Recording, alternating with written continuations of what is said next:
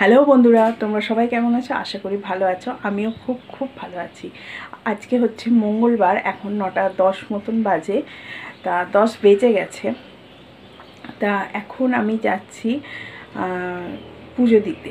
এখানে যে বর্ধমানের সর্বমঙ্গলা বাড়ি আছে, সেখানে মায়ের বাড়িতে পুজো দিতে যাচ্ছি। কারণ আজকে আমি মঙ্গলবার করেছি, আমি মাসে একটা করে মঙ্গলবার করি।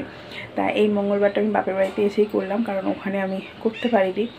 তা আজকে যদি না করি তাহলে আর আমার এই মাসে মঙ্গলবার করা হবে না, তো ওই জন্য আজকেই করলাম।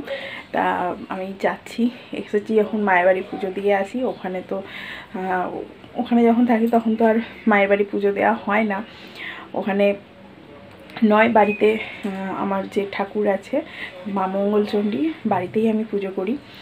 আর এখানে এসেছি একবার যাই, কারণ এই সুযোগে আর কি যাওয়া হবে, সেই জন্য আমি আর রূপু যাচ্ছি। চান টান করা হয়ে গেছে, তা এই সালোয়ারটা পরেছি, কুর্তিটা আর কি। তা চলো তোমাদের সঙ্গে শেয়ার করব ওখানে গিয়ে। আর যদি ভিডিও করতে দেয় অবশ্যই ঠাকুরকে দর্শন করাবো।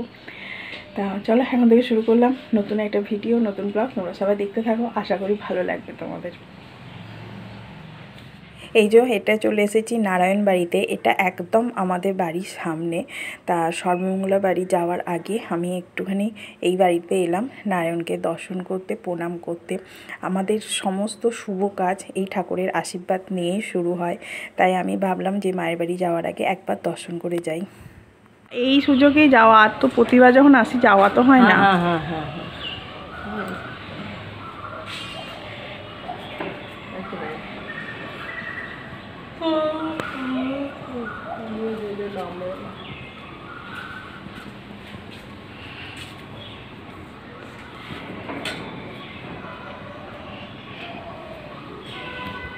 চলে যাই।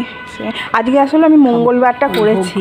আচ্ছা আচ্ছা, ভোগ না না, আমি এই যে নারায়ণ বাড়ি থেকে বেরিয়েই টোটোতে উঠে পড়েছি, যাচ্ছি সর্বমঙ্গলা বাড়ির উদ্দেশ্যে। তা সর্বমঙ্গলা বাড়ি আমাদের বাড়ি থেকে যেতে 10 মিনিট মতন লাগে, কিন্তু এত রোদ গরমে হাঁটাটা সম্ভব নয়, ওই জন্যই টোটো করেছি। আর রূপু সমানে বকবক করতে করতে চললো।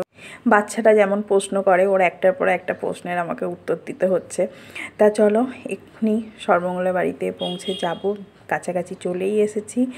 আর এটা খুবই যেহেতু জাগ্রত ঠাকুর বাড়ি না, এটা বাইরে থেকেও অনেক লোকজন আসে এখানে দেখতে। তা এখানে পুজোর ব্যবস্থা আছে। আমি ভেতরে গিয়ে ডালা কিনবো, আর আমার সঙ্গে তোমরাও মাকে দর্শন করবে।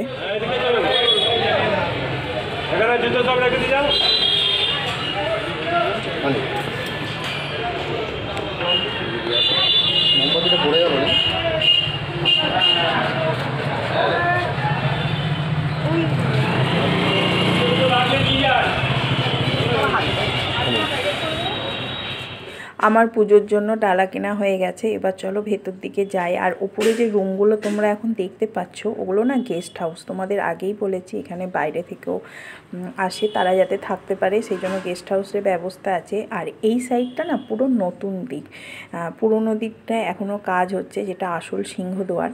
এই দিক দিয়েও ঢোকা যায়, আর বাইরের দিকে দুটো শিব মন্দিরও রয়েছে। এটা বর্ধমানের যে রাজা, তখন থেকেই মানে সেই আমল থেকেই আর কি এটা তো তৈরি হয়েছে এই ঠাকুর বাড়িটা। তা সেই জন্য একটু পুরনো, তা মেরামত চলছে এখন। তা চলো, আমি অনেক দিন পর সর্বমঙ্গলা বাড়ি এলাম, মনে হয় আগের বছর এসেছিলাম। তা আমার ভিডিওর প্রথম শুরুতেই, আর এই আজকে এলাম। সামনে এখানে বলি হয়, যেহেতু মা দুর্গা এখানে প্রতিষ্ঠিত, ওই জন্য সমস্ত পুজো মানে বিপত্তারিণী পুজো বা দুর্গা পুজোর যে 4 দিন, তাছাড়া তো অমাবস্যা, পূর্ণিমা, এগুলো তো বিশেষভাবে পুজোর ব্যবস্থা আছে। তা আজকে মঙ্গলবার, আজকেও বেশ মানে ভিড় আছে মোটামুটি আর কি, খুব একটা রাশ না থাকলেও ভালোই ভিড় আছে। আর এই যে পুরো ঠাকুরবাড়িটা দেখো, এখানে এলে তো একবারে মন সত্যি শান্ত হয়ে যায়।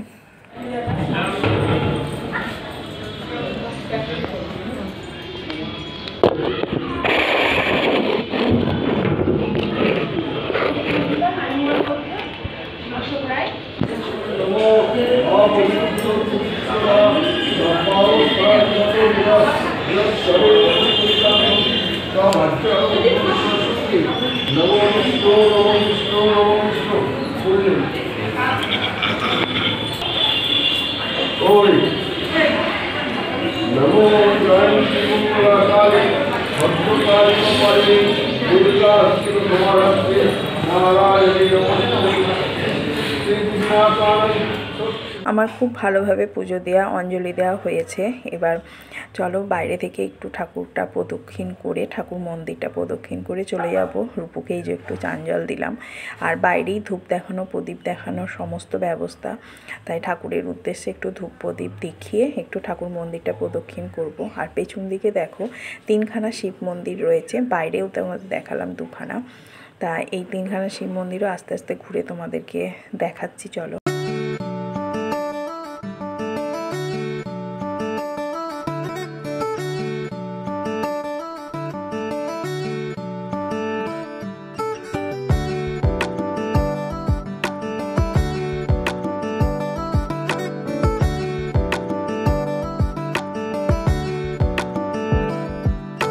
তা ঠাকুর মন্দিরটা আমি 3বার প্রদক্ষিণ করেছি। ঠিক ঠাকুর মন্দিরের পেছন দিকেই দেখো এটা ভোগের ঘর, তাই তোমাদের সঙ্গে একটু শেয়ার করছি।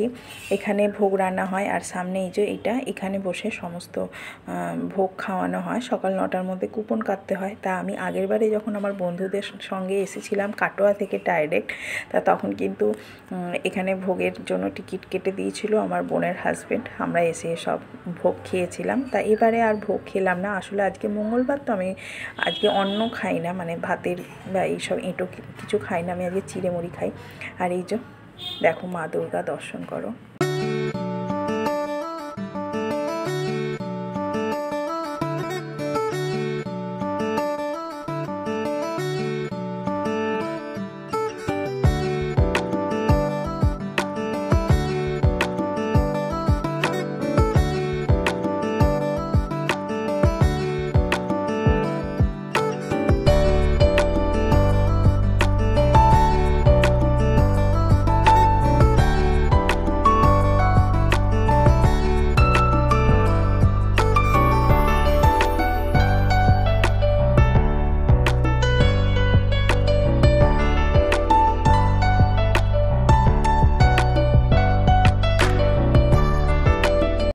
এই যে বাড়ি চলে এলাম।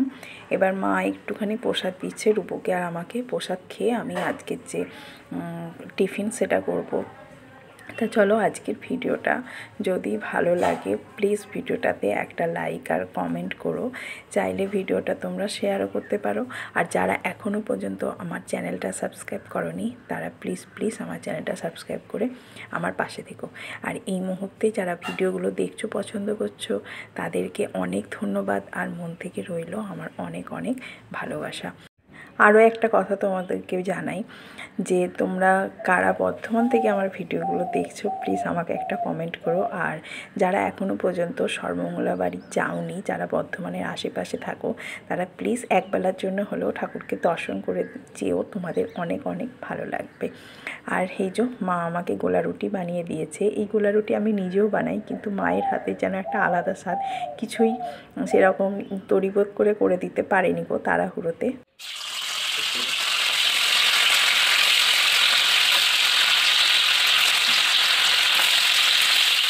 প্রচণ্ড মাথার যন্ত্রণার জন্য জলখাবারের পর থেকে আর কোনো রকম আমি ভিডিও শ্যুট করতে পারিনি।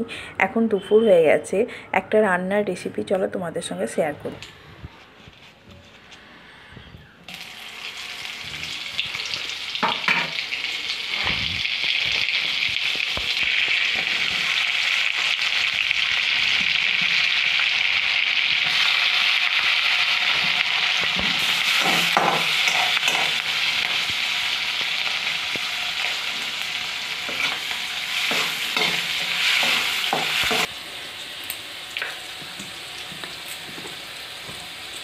আচ্ছা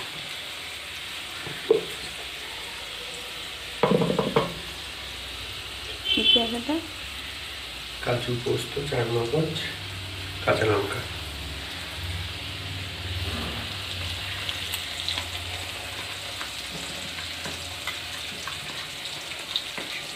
এটা কী কী? ধনে ধনে নয়, জিরে, জিরে, আদা বাটা, দুধ। আর এটা কাজু, পোস্ত, চারমগজ, দই দেওয়া হবে পরে। এই দুধটা পরে দিবি নাকি?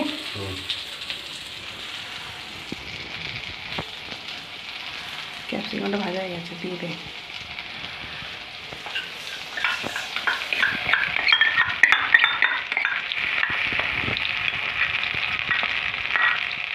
তোমরা এতক্ষণে নিশ্চয়ই বুঝতেই পেরে গেছো যে আমাদের কি রান্না হচ্ছে। আমাদের রান্না হচ্ছে শাহি পনির, আর রান্নাটা করছে আমার ভাই। ও আমাকে বলেছিল তুই রান্নাটা কর, কিন্তু আমি বললাম যে আমি আজকে তোর হাতে রান্না খাবো। ও রান্না ভীষণ ভালো করে আর রান্না করতে ভালোবাসে। তোমাদের চলো চট করে বলে দিই কী করে রান্নাটা করেছে। ও প্রথমে পনিরগুলোকে ভেজে তুলে রেখেছিল, তারপরে সাদা তেলের মধ্যে ক্যাপসিকাম দিয়েছে। ক্যাপসিকাম দিয়ে যে বাটাগুলো একটু ভাজা ভাজা হওয়ার পর যে বাটাগুলো ও করেছে, কাজু, পোস্ত, চারমগজ, কাঁচা লঙ্কা, আর এইদিকে আর একটা মশলা করেছে আদা, জিরে, হলুদ, ব্যাস। আর টক দই দিয়েছে। তা সমস্ত মশলা থেকে ভালোভাবে তেল ছাড়ার পর ওপর থেকে ভাজা পনিরগুলো দিয়ে দিয়েছে। আর পুরো রান্নাটা ও দুধ দিয়ে করেছে, এই আর কি। আর ওপর থেকে বাটার আর একটুখানি গরম মশলা, নুন দিয়ে দিয়েছে, ব্যাস। এই আর কি, খুব সুন্দর খেতে হয়েছিল।